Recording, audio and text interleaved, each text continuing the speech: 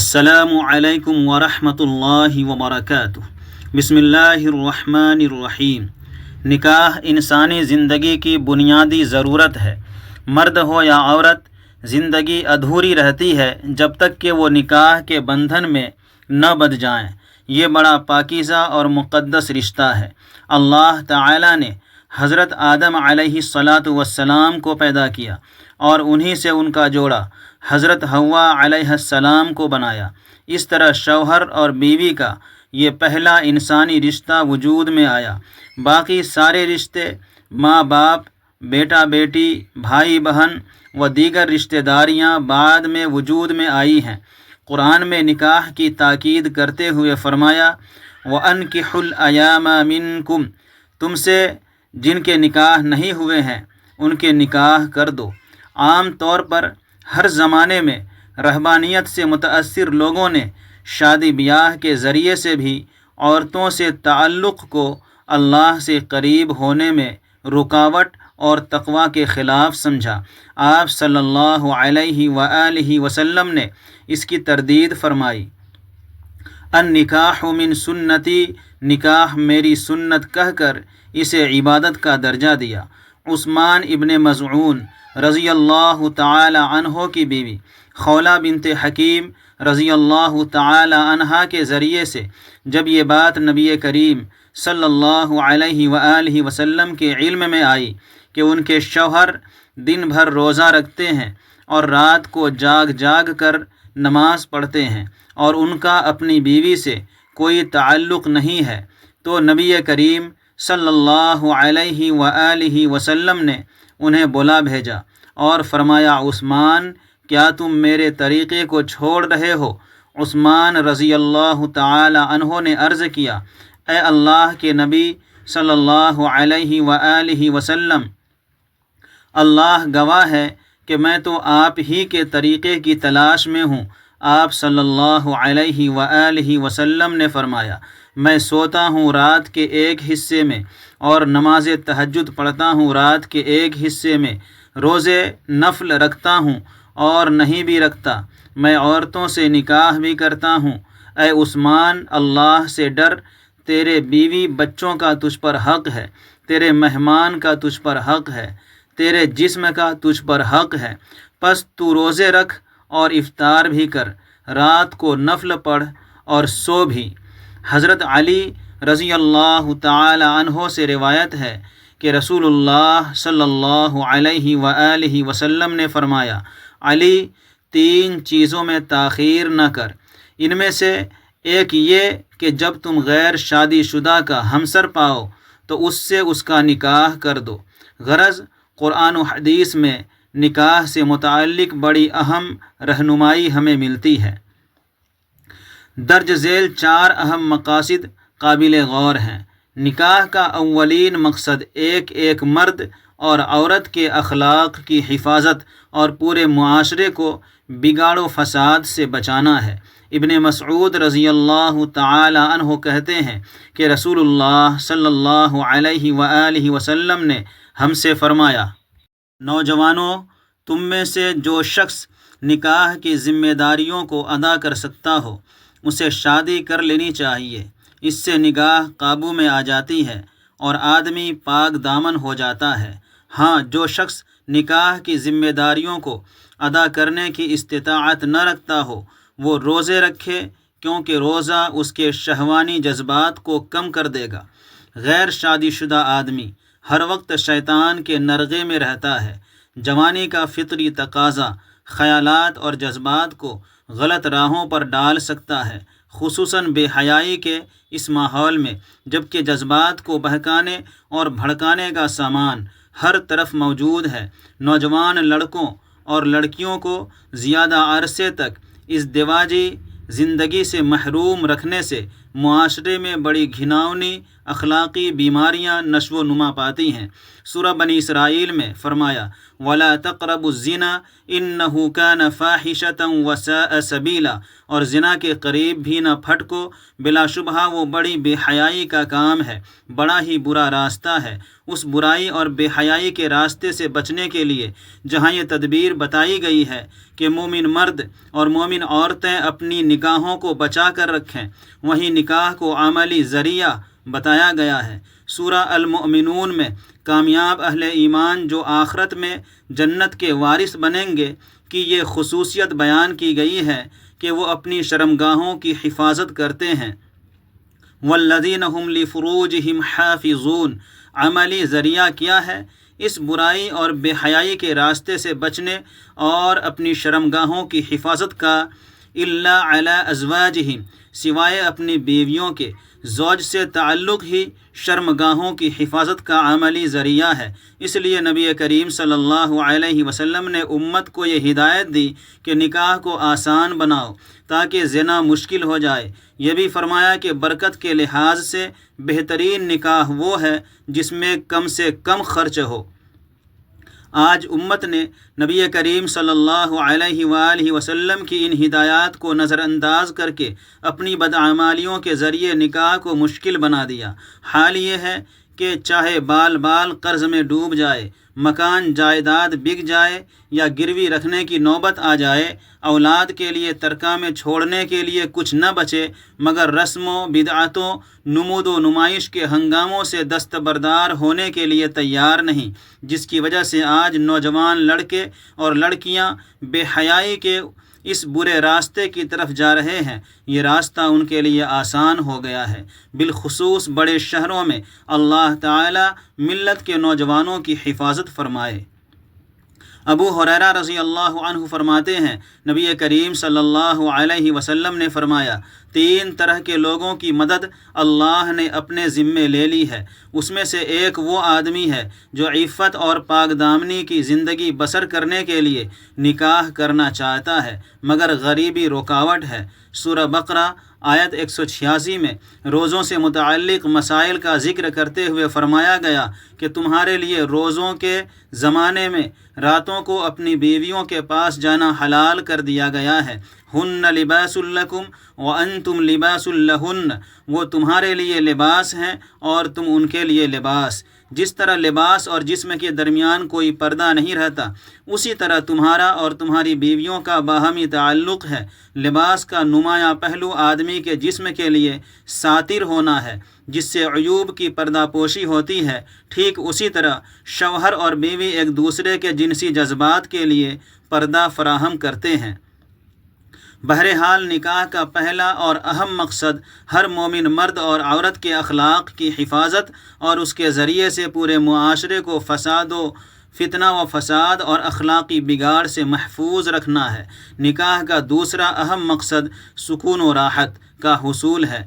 زندگی نام ہے سخت محنت و مشقت کا۔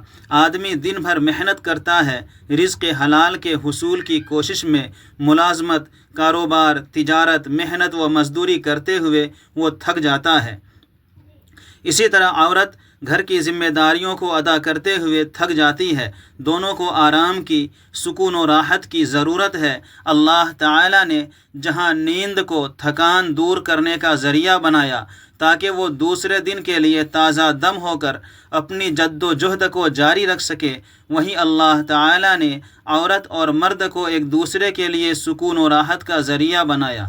سورہ الاعراف آیت 189 میں فرمایا هو الذی خلقکم من نفس واحدہ وجعل منها زوجہا لیسکن الیہا، وہ اللہ ہی ہے جس نے تمہیں ایک جان سے پیدا کیا اور اس سے اس کا جوڑا بنایا تاکہ اس کے پاس سکون حاصل کرے۔ اور یہ راحت و سکون صرف جن سے تعلق ہی کو نہیں بلکہ آپس کی محبت اور رحمت کو قرار دیا۔ وَجَعَلَ بَيْنَكُمْ مَوَدَّةً وَرَحْمَةً، اور تمہارے درمیان محبت اور رحمت پیدا کر دی۔ اور اس رحمت و محبت کو اللہ تعالیٰ نے اپنی نشانی قرار دیا۔ ان فی ذلک لآیات لقوم یتفکرون، یقیناً اس میں بہت سی نشانیاں ہیں ان لوگوں کے لیے جو غور و فکر سے کام لیتے ہیں۔ دو اجنبی رشتہ ازدواج میں بندھ جاتے ہیں تو ان کے درمیان جو محبت اور الفت پیدا ہوتی ہے وہ غیر معمولی ہوتی ہے۔ یہ ہے اللہ کی نشانیوں میں سے ایک نشانی۔ نکاح کا تیسرا اہم مقصد ہے نسل انسانی کو پھیلانے کا ذریعہ۔ پہلے انسان حضرت آدم علیہ السلام اور ان کی بیوی حوا علیہ السلام کو اللہ تعالیٰ نے براہ راست اپنی قدرت کاملہ سے پیدا کیا۔ سورہ نساء کی پہلی آیت میں فرمایا، یا ایھا الناس اتقوا ربکم الذی خلقکم من نفس واحدۃ وخلق منها زوجہا، لوگو اپنے رب سے ڈرو جس نے تم کو ایک جان سے پیدا کیا اور اسی جان سے اس کا جوڑا بنایا۔ عورت مرد کے جائز تعلق و پاکیزہ مقدس رشتے کے ذریعے بہت سے مرد اور عورتیں دنیا میں پھیلا دیے۔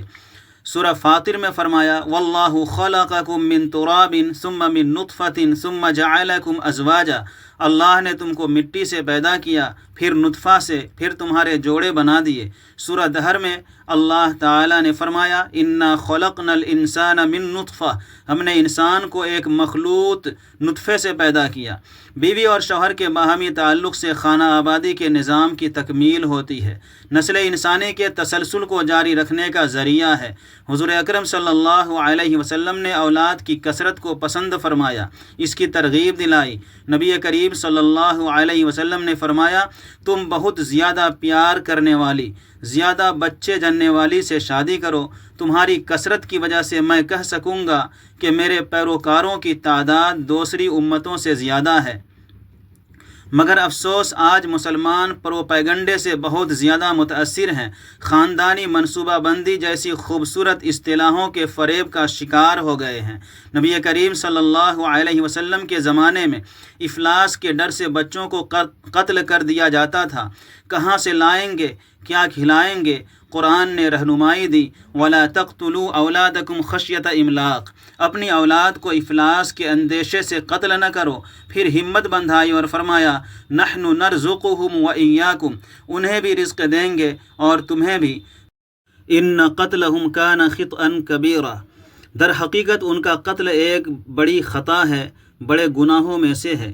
آج جہاں یہ فریب دیا جا رہا ہے کہ معاشی بدحالی اور پسماندگی سے نجات حاصل کرنے کے لیے خاندانی منصوبہ بندی کرو، اولاد کم سے کم بہت چھوٹا خاندان ہو تاکہ ان کی ضروریات زندگی آسانی سے فراہم کی جا سکے، وہیں یہ دیکھا جا رہا ہے مسئلہ صرف افلاس کا نہیں ہے بلکہ آرام و آسائش کا ہے۔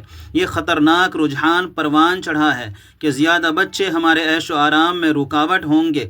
لگژری لائف گزارنے کا جو کلچر پیدا ہوا ہے یہ اسی کی دین ہے۔ جو جتنا مالدار اور خوشحال ہے اتنی ہی اولاد کم ہے۔ یہ بیماری خوشحال گھرانوں کے علاوہ کسی درجے میں متوسط طبقے میں پائی جاتی ہے۔ آج بھی غریب طبقے میں اولاد کی کثرت ہے۔ خاندانی منصوبہ بندی مسلمانوں کے خلاف عالمی سطح پر ایک گہری سازش ہے۔ یہ فحاشی اور عریانی کو پھیلانے اور مسلم نوجوانوں کو عیش و عشرت میں مبتلا کرنے کی ایک کوشش ہے۔ حضرت عمر رضی اللہ عنہ کے بارے میں آتا ہے کہ وہ کہا کرتے تھے کہ میں شادی کرتا ہوں حالانکہ اب مجھے اس کی خاص ضرورت نہیں، میں عورتوں یعنی بیویوں سے تعلق قائم کرتا ہوں حالانکہ اس کا شوق نہیں ہے۔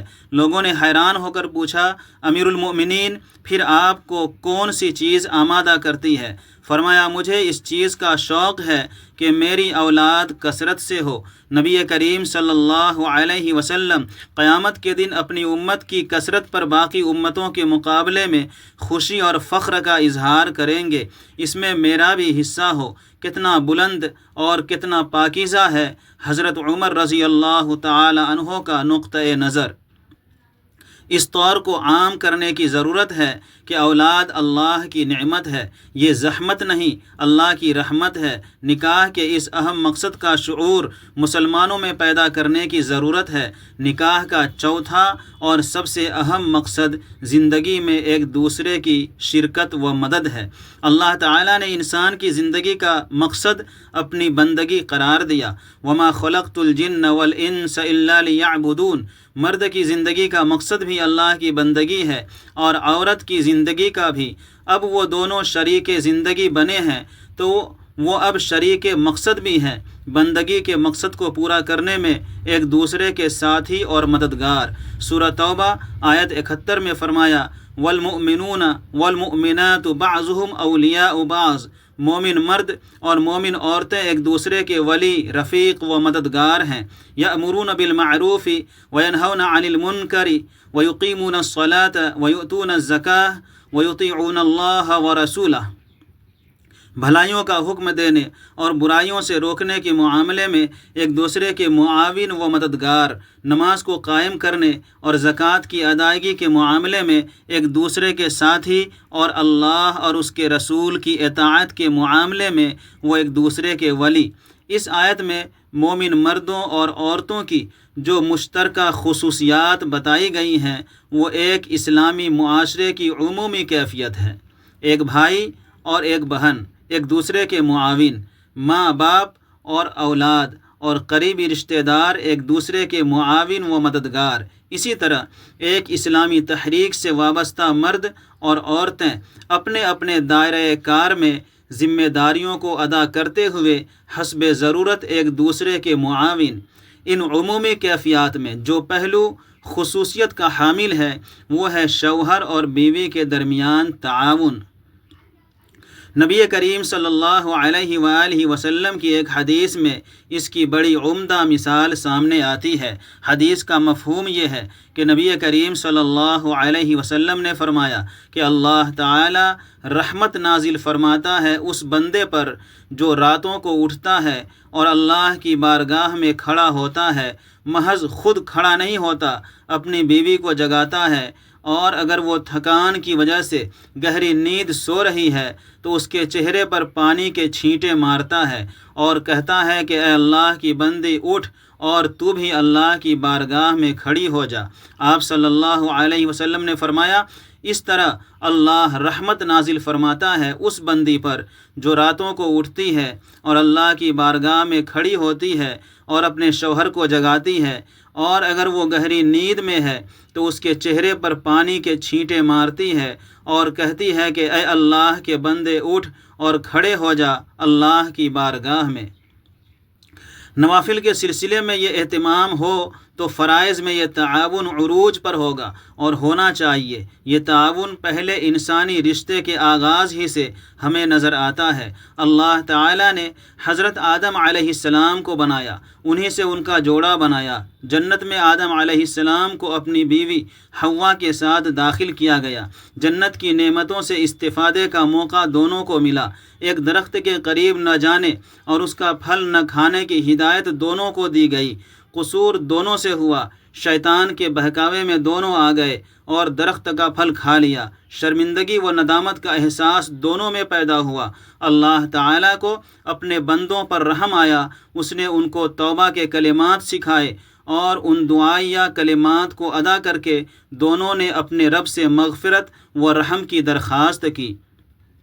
اللہ تعالیٰ نے دونوں کی دعا قبول فرمائی۔ پھر جنت سے نکال کر دنیا میں بھیجا گیا تو دنیا میں زندگی کے آگے کے مراحل دونوں نے مل کر طے کیے۔ اسی طرح انبیاء علیہم السلام کی سیرتوں کے ذریعے یہ بات سامنے آتی ہے کہ ان کی ازواج کا باستثناء نوح و لوط علیہم السلام انہیں بھرپور تعاون ملا۔ نمایاں مثال تو حضرت ابراہیم علیہ السلام اور ان کی ازواج سارہ و ہاجرہ علیہم السلام کا ہے کہ راہ دین کی ہر جد و جہد و آزمائش میں ایک دوسرے کا ساتھ دیا۔ نبی کریم صلی اللہ علیہ وسلم کی ازواج مطہرات میں نمایاں مثال حضرت خدیجہ رضی اللہ عنہا کی ہے، جنہوں نے دکھ درد ہر آزمائش میں نبی کریم صلی اللہ علیہ وسلم کا بھرپور ساتھ دیا۔ آپ صلی اللہ علیہ وسلم کو حوصلہ دیا، اپنا مال دیا، ہر طرح سے مدد کی۔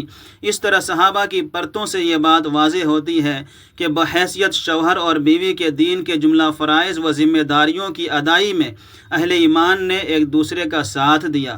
حضرت عثمان و رقیہ، ام سلمہ، ابو سلمہ، ام سلیم و ابو طلحہ رضی اللہ عنہم فہرست طویل ہے۔ زندگی کے مقصد کی تکمیل میں تعاون و مدد بہت ضروری ہے، اس لیے نبی کریم صلی اللہ علیہ وسلم نے رشتوں کے انتخاب میں سب سے زیادہ اہمیت دین اور اخلاق کو دینے کی ترغیب دلائی۔ آپ صلی اللہ علیہ وسلم نے فرمایا، عورت سے 4 چیزوں کی بنیاد پر نکاح کیا جاتا ہے: مال کی وجہ سے، خاندانی شرافت کے باعث، اس کے حسن و جمال کے سبب، اور اس کی دینداری کی بنیاد پر۔ تم دیندار عورت کو حاصل کرو۔ دیندار عورت سے مراد پاک دامن، سنجیدہ مزاج، نیک سیرت اور دین کے کاموں میں اپنے شوہر کا ہاتھ بٹانے والی، اور یہی اصول شوہر کے انتخاب کے سلسلے میں بھی پیش نظر رہنا چاہیے۔ جتنا مرد کے لیے ایک دیندار عورت ضروری ہے، اتنا ہی ایک عورت کے لیے دیندار مرد ضروری ہے۔ رسول صلی اللہ علیہ وسلم نے فرمایا، جب تمہارے پاس وہ آدمی نکاح کا پیغام لائے جس کے دین اور اخلاق کو تم پسند کرتے ہو تو اس سے اپنی لڑکی کا نکاح کر دو، اور اگر تم ایسا نہ کرو گے تو ملک میں فتنہ و فساد برپا ہوگا۔ غرض شادی بیاہ صرف لطف اور لذت کے حصول کا ذریعہ نہیں، بلکہ اخلاق کی حفاظت کا، مرد اور عورت کے لیے راحت و سکون کے حصول کا، نسل انسانی کے تسلسل کو جاری رکھنے کا، اور ایک دوسرے کی مدد و تعاون کے ذریعے مقصد زندگی کی تکمیل کا ذریعہ ہے۔ ناظرین، آئیے اللہ تعالیٰ سے دعا کریں کہ اللہ پاک ہمارے مسلم معاشرے کو خوشگوار بنائے، ہر طرح کی برائی سے اس کی حفاظت فرمائے، اور ہر مسلمان کو رسول اللہ صلی اللہ علیہ وسلم کے فرمان پر عمل کی توفیق عطا فرمائے، آمین۔ محترم سامعین، آپ سے گزارش ہے کہ اسی طرح کی دینی، اصلاحی، اسلامی واعظ و نصیحت اور بیان و تقریر سننے کے لیے میرے چینل کو ضرور سبسکرائب کر لیں۔ پھر ملتے ہیں اگلی ویڈیو میں۔ السلام علیکم ورحمۃ اللہ وبرکاتہ۔